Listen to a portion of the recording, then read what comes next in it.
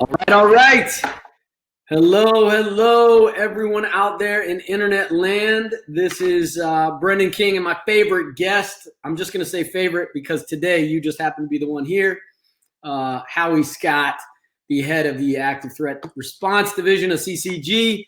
My name is Brendan King. I'm the CEO and founder of Crisis Consultant Group. And our goal today, actually, I'm really excited about today, mainly because we don't have to work as hard, I think, Howie. I think the pressure is off. The pressure is actually on those of you here today. For those of you who signed up and you've been coming to our webinars, thank you. Good to see you. As always, feel free to chime in the chat window where you're from. But today, the beautiful part about today is that you all are leading the show. You're going to ask questions of us, and we're going to do our best to answer them in great with great candor and great conversation. So crisis de-escalation is what we do. Howie and I have spent the majority of our professional careers and personal lives probably dealing with crisis in every gamut, whether it has been in personal relationships with family, loved ones, friends, corporate world, law enforcement, corrections, mental health. When I was in Iraq overseas, I can tell you that we did quite a bit of de-escalation. We tried. And of course, things like body language, tone of voice, and hand position, weapon position, all sorts of things make a difference when you're communicating and trying to de-escalate. And Howie, of course, bringing 30 plus odd years of not only SWAT, but law enforcement, one of the largest and most progressive agencies in the country, as well as extensive experience working in the academies, training and teaching future law enforcement. We are just excited today, not only to have you here. I see everybody chiming in, got folks from Nashville, Orlando. I'm actually going to be headed to Orlando in just a couple weeks. I'm actually headed down there for those of you who know me pretty well, I like to go through these events that if some of you have ever heard of SEAL Fit. So, you all probably know about the Navy SEALs, where there's a civilian version of when people that are not SEALs want to try to kind of go through what it's like to be a SEAL. There's a program you can go to called SEAL Fit out in California. I went to it a number of years ago, but I actually only did 3 hours of what is actually normally like a 20 or 40-hour course. And 3 hours was plenty. It's run by all Navy SEALs, Mark Devine, and his crew. It was amazing. But I'm going to an event in Orlando in a couple weeks that is similar, where for about 48 hours, they're going to thrash us and break us down and build us back up. So I'm very excited about that. At least it hopefully is going to be warmer than the last event that I did that was freezing cold. So aside from that, today we are here to talk about de-escalation. And I would love to hear from you in the chat what type of crisis situations that you would love to get answers on. And this can range from anything you're dealing with in the workplace, anything you're dealing with potentially at home. Howie, you're going to do a better job of that, of helping with kids, because you got a million of them running around. I mean, I see you've won all those. Are those awards back there behind you for like Dad of the Year? What are those? I can't hear you. Go ahead. There's that delay. Yeah, they're Dad of the Year awards. No, not really. They're my kids and their horseback riding accomplishments. That's what I figured. Well, they might jump up on your back and ride around the house. So you never know. Never know. Awesome. So what's up, Danielle? Yep. Steve is coming out to you guys on Monday. Very exciting. All right. So let's kick this off. Somebody out there, I think, has a question about de-escalation, crisis intervention, active threat. If we go down that road today, we can actually talk about that as well. Situational safety, self-defense, any ideas, any thoughts, any questions you have to kick this off. Otherwise, Howie and I are just going to take off and start asking our own questions. I will say this. One of the things that I did have today, Howie, that I was thinking to stem questions off, that we might just need to do a giveaway of some free training. What do you think about that, Howie? Good idea. All right. Howie says it's a good idea. So how about this? Whoever throws us a good question, it's got to be a good one, you will be provided with access for free to one of our active threat response trainings that we offer online. How about that? I think right now it's going for probably 60, 80 bucks. I will throw that out to you for free. So for those of you that have any interest, you can watch it yourself. You can have your family attend with you. You can learn some great stuff about active threat and what to do. So I'll throw that out there. I mean, I can try to convince people to ask questions through that. So, all right. Sade, beautiful name. You know I love that name. She's my favorite, one of my favorite artists. Sade, what question do you have for us in regards to de-escalation? I'm putting you on the spot. James, South Deerfield. How about, who else? Krishnamal, I'm sure you've got something good for us. Jeff from Freeman Recovery. Trish, Amity. Throw it out there. What do you got?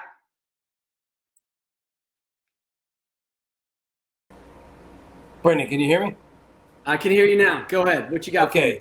Hey, I just one of the questions I get, routinely when I'm out teaching this, and it comes up quite a bit with our students that have been through the beginner portion in the ERLs, and being able to differentiate between resistance and refusal. And so, since I have the master on here, I think it'd be beneficial for those of you who haven't heard from you before to clear up some of the fogginess that happens between those two. Awesome. All right, I'm happy to do that. Great question. So for those of you who haven't taken our training before, so any de-escalation crisis prevention training program, we all of us, whether it's CPI, MAN, Handle with Care, us, we all have some sort of crisis cycle where we talk about the process of an individual getting escalated and moving from what is typically termed the baseline up to a point where they become physically violent or aggressive or have the most kind of loudest or most substantial release of energy that's been building up within them at that middle point. And then you have that post-crisis behavior. Now, some companies, they have a chart, they have a flow chart, a graph. Years ago, actually, for those that have been with us for 16 years now, in the very beginning of CCG, I actually had a bar graph that I kind of showed these levels of emotions. And now, over the last probably 10 years, we've had what we call the ERLs, which are emotional response levels.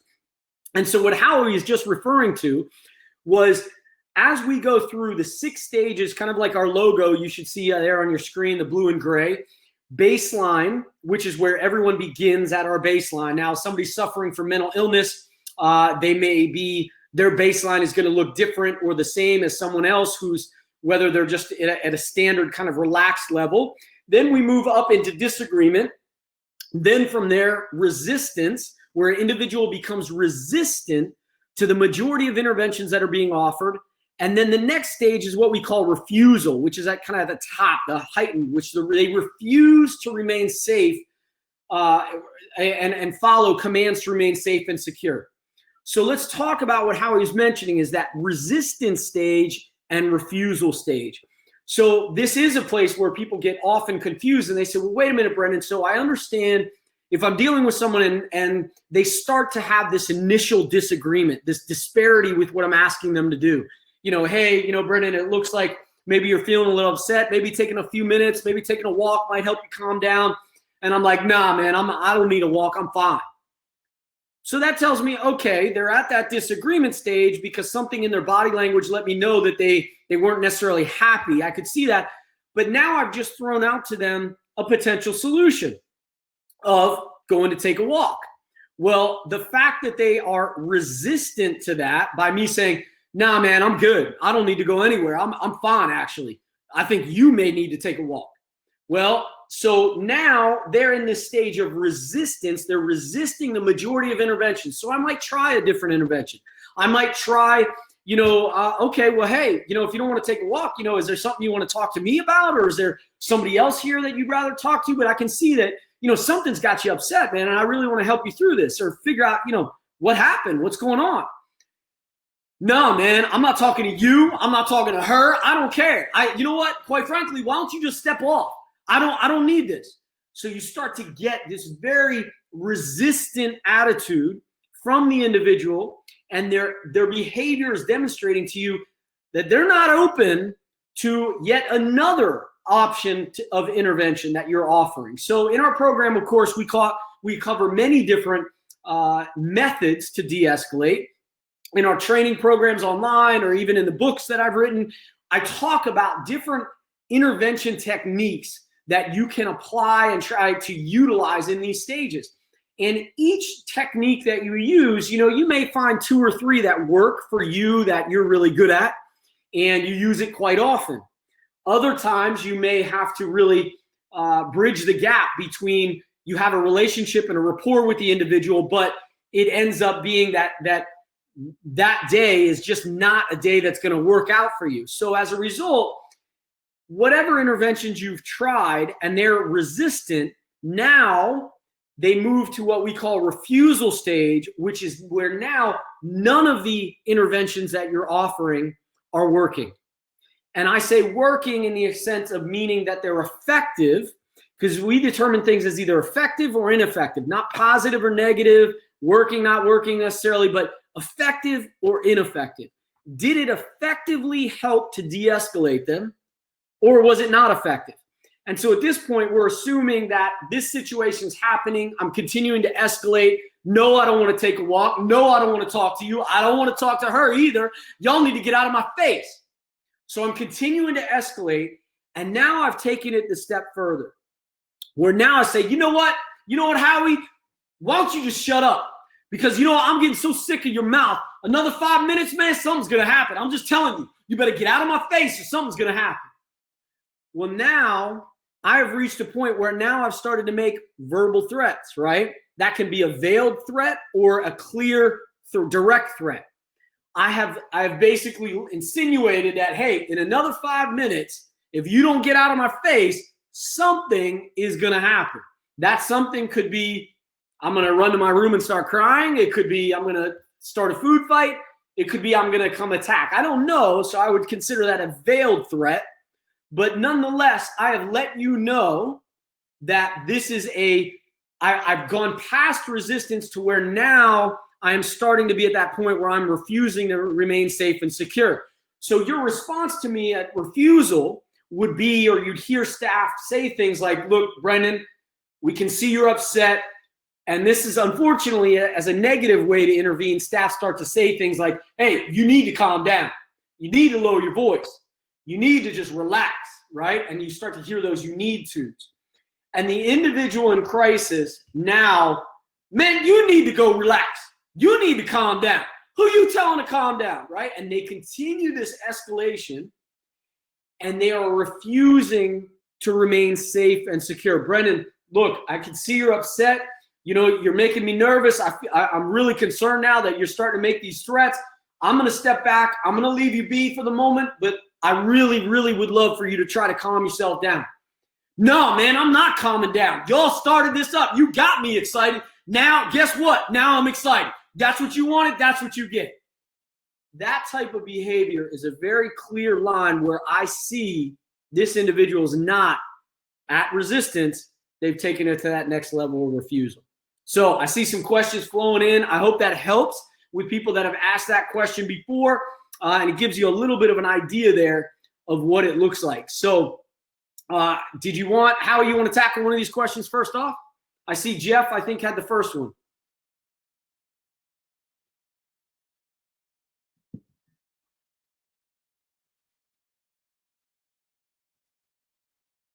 Still can't hear you. Okay, there's a delay. Yeah. Start over. Now I got you. Just leave it unmuted. Yeah, okay. What would be the appropriate steps of non-physical de-escalation when a mental health patient becomes aggressive? Well, I think first and foremost, your overall safety, right? Is it safe to even intervene at that point in time? So I want to make sure I'm safe, other patients are safe. So probably best clear the area as best as possible, and then just come in, once again, starting off with dignity, respect. Sir, ma'am, I understand you're upset. What is it that I can do for you? I give people options. Give that person, it might be they just want a drink of water, But because they're upset, a lot of times our mindset will go to, nope, I'm not giving you anything until you calm down. Is it a risk? Maybe so, maybe not. But I think we have to achieve the small victories and reward them for that behavior. That's one of the keys in de-escalating people when they're escalated, is not to go for the end right from the beginning, to get them to calm down, go to the room, whatever, but to start to talk to the person and use your good active listening skills.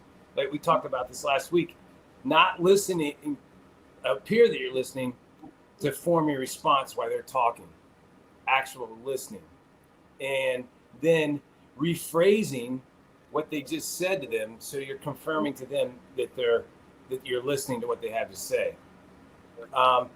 And I found in my experience that going and rewarding them for those little victories. Sir, could you do me a favor and just have a seat? I'd love to talk to you.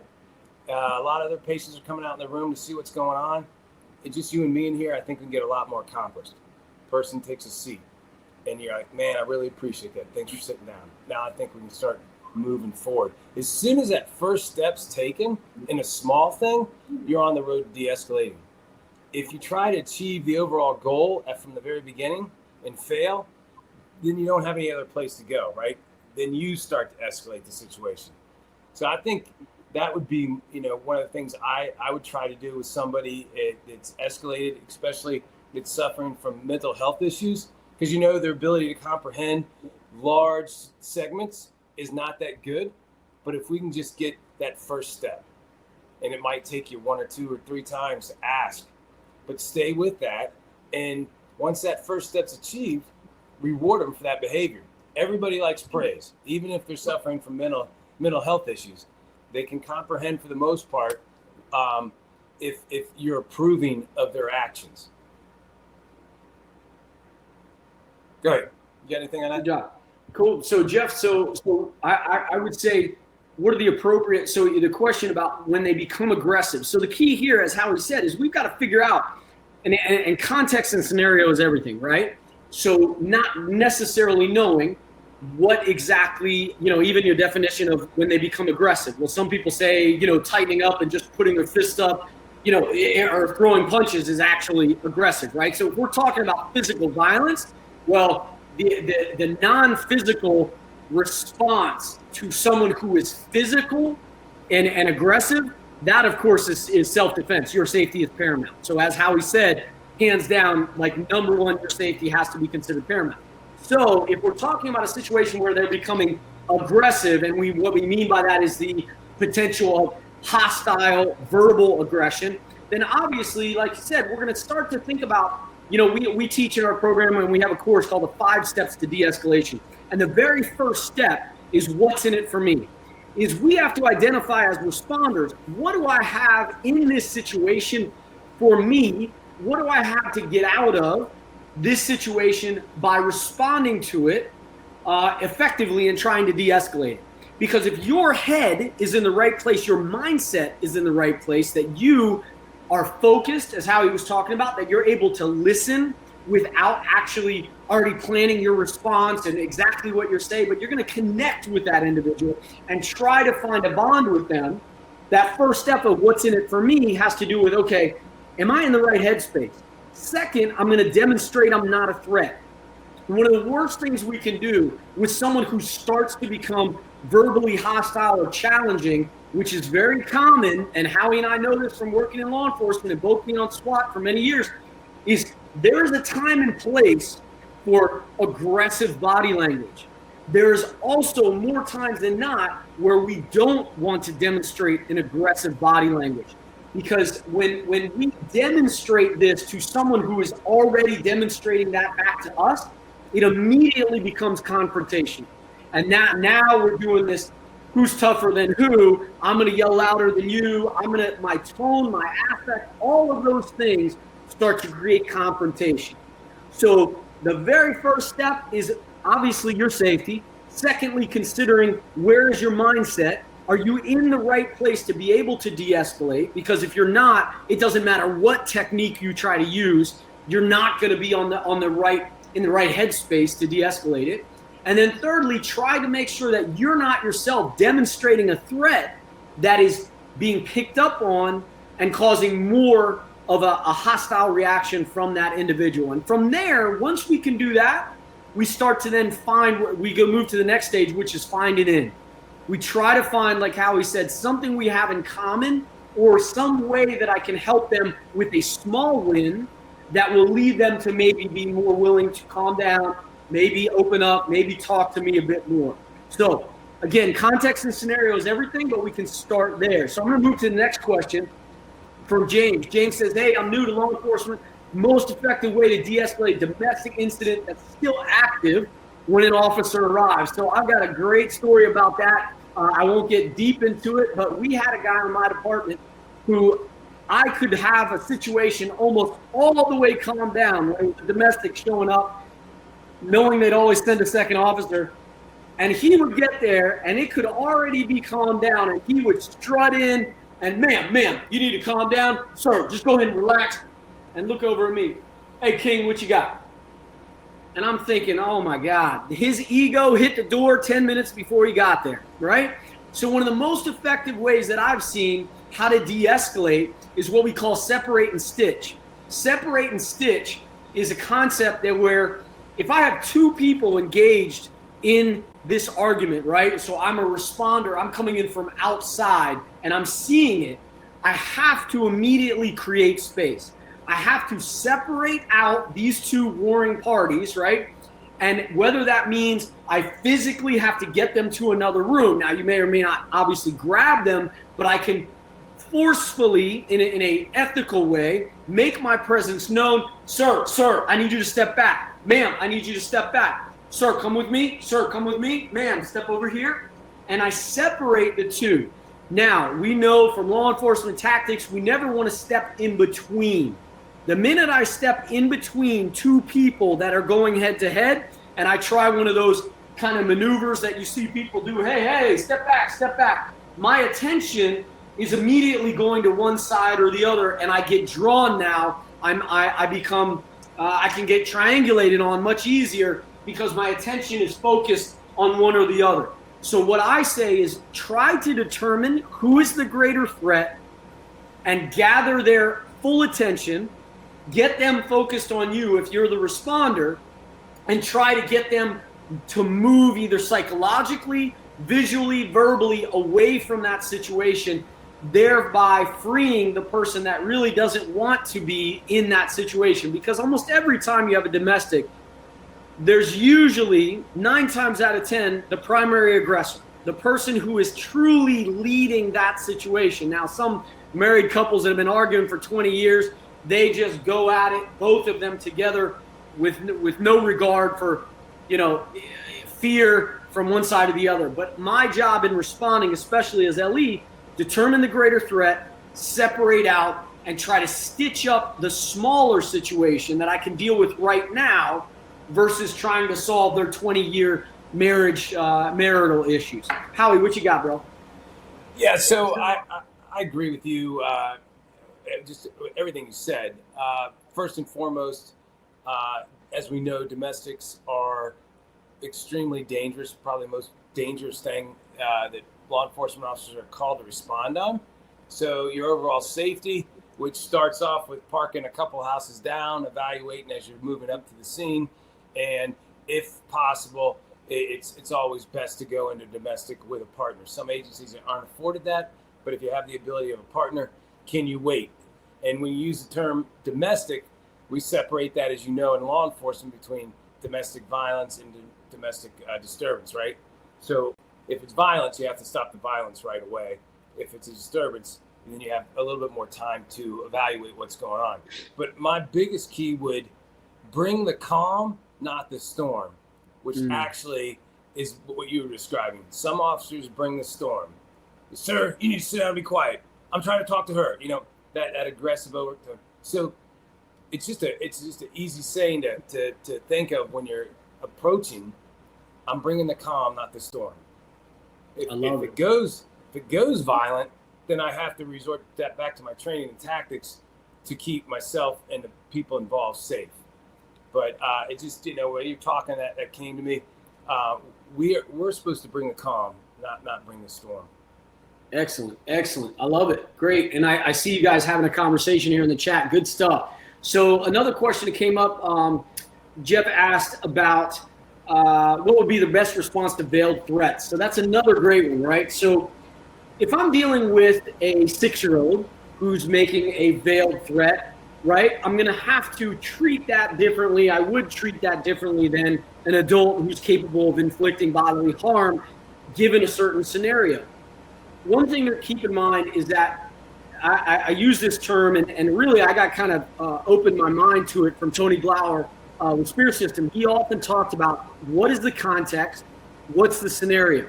So when someone is giving me a veiled threat, I have to weigh out what is the context that we're in and what is the scenario going on in this moment. Do they have the means, the intent, and the opportunity to carry out this threat, whatever it is? Now, if it's a veiled threat, I may not know exactly, right, what it is. They're just letting me know something, we're just going to say, is something bad is going to happen at a certain timeline this individual chooses to choose. So there's a couple different frames of thought. Depending, again, on the context and scenario, I may decide with my team that for the safety of everyone involved, we have to move now. Now, moving may be, again, depending on the circumstance, a less lethal option.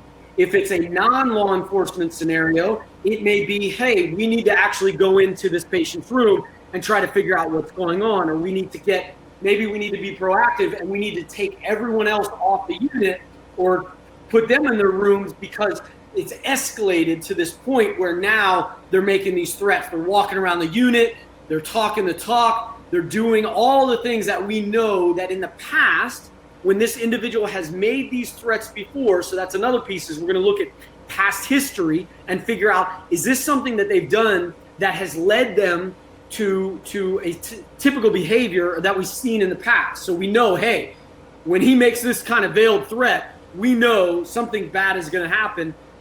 This is the chain of events. So let's be proactive and get in front of it. So always take a veiled threat seriously. Always. We've always talked about how important it is to listen to what the individual is saying and recognize that if they've gotten to a point where they feel that expressing this statement that something bad is going to happen, or they're insinuating it's going to be not good for me as a responder, that when this thing happens in the next 5 minutes, I need to take that seriously. And while I may not know what it is, I need to think about, okay, do I know this person well enough that I know what they've done in the past? Or do they have the means, the intent, and the opportunity right now, given where they're standing or what's around them? Are there dangerous items near their person that they could pick up and turn into a weapon? What is the context? What's the scenario? And then make my decision based on that. But ignoring it or treating it as though, well, what are you going to do? Call your mama? Not a good idea. Howie, what you got? And I just want to say, man, we're already at 28 minutes. We've been rocking and rolling. I saw that, but my mind was going right to where you just ended with what are you going to do? Call your mama? When we were up in Cincinnati Housing Authority and we were teaching a class, and the girl that was in the class the day before had a gentleman out front who was trying to get a voucher for his apartment, and he kept saying, if I don't get my voucher in 5 minutes, something's going to happen. It got so disruptive to the point where Brendan stopped class and walked out and observed what was going on. And the girl did really well handling the young man who was upset. I would say he's in resistance for sure. And she rewarded him with small victories. She said, hey, can you just do me a favor and come over and sit down here? And he did. And she said, thank you. I really want to thank you for coming over here. Got a lot of other stuff going on. I can't really pay attention to you if we're amongst all those people. And he kept saying, if I don't get my voucher in 5 minutes, something's going to happen. And it got to the point where she said, listen, sir, she was honest, which was awesome, right? She said, I'm working on getting your voucher. It's going to take more than 5 minutes, but you keep saying something's going to happen in 5 minutes if we don't get you this voucher. I just need to ask you what that is. He said, yeah, if I don't get my voucher in 5 minutes, I'm calling my mama, and she's going to come down here and straighten all you people out. Great example of a vague or a threat. He didn't have in his mind what threat he was going to carry out. So when he was questioned, that was his response. Vague is very different than, or veil is very different than direct threat. And Absolutely. Usually when folks are in the point where they're committing direct threats, like, Brendan, I'm going to punch you in the mouth if you take one more step, right? I'm so amped up that I don't have the ability to do a spinning background house kick. And I've told you what my intention is if you proceed to come towards me. Right. That's a great point. And just to finish on that, excuse me, is the benefit of, so the veiled threat leaves it almost open, right? We don't know what's going to happen. But the direct threat, while you may think that that's more dangerous, to me, when someone tells me exactly what they're doing, just like he said, Howie, if you don't get out of my face, I'm going to take this hand, I'm going to knock you right in your teeth. Well, the beautiful thing about that direct threat is the odds are I know exactly what his next move is going to be. Unless he's a ninja and he was just tricking me, when people are that direct about what it is that they plan to do, at least from a defensive perspective, you have a little bit of insight on what might be coming next, which in regards to a physical assault, there's not much more you can ask for than when you are able to identify what might be happening next versus having no idea how that attack is going to come. So, man, this has been great. Thank you all so much for joining in today. I know we're at that 30 minutes. It flew by for me. We really love doing these webinars. As those of you who have shown up today, and quite a few are repeats, we hold these every Thursday. Most Thursdays, they are directed and we teach a specific topic. This week was different. We wanted to open it up because we're getting a lot of questions coming in. But keep in mind, we offer online training, we offer live training, and not a sales pitch, but hey, we're here. We want to help you de-escalate and get through challenging crisis situations you may face, from everything from the most mundane de-escalation encounter all the way up to active threat response. So with that, this is what I'm going to do. Those of you that are here, and we're going to go back through, I know Tracy's on the line here. She's been watching, who's been asking questions. We are going to, let me do this. Tracy, I know you're there. And we can see these messages afterwards. We're going to send those of you that had asked a great question, we're going to go ahead and send you the login information for this free course, because I just want to say thank you for asking away. So if we've already got your email and you know us, great, we'll get you. If we don't, feel free to type it in here in the chat window or send it to us at training@crisisconsultantgroup.com, and we'll be sure to get you hooked up. So thank you all very much. Thank you for chiming in today and following along. We look forward to seeing you next Thursday. And Howie, as always, if no one's told you yet today, you're a phenomenal dad. Well, thanks. I appreciate that. All right. Thank you all so much. Have a great rest of your day. Take care.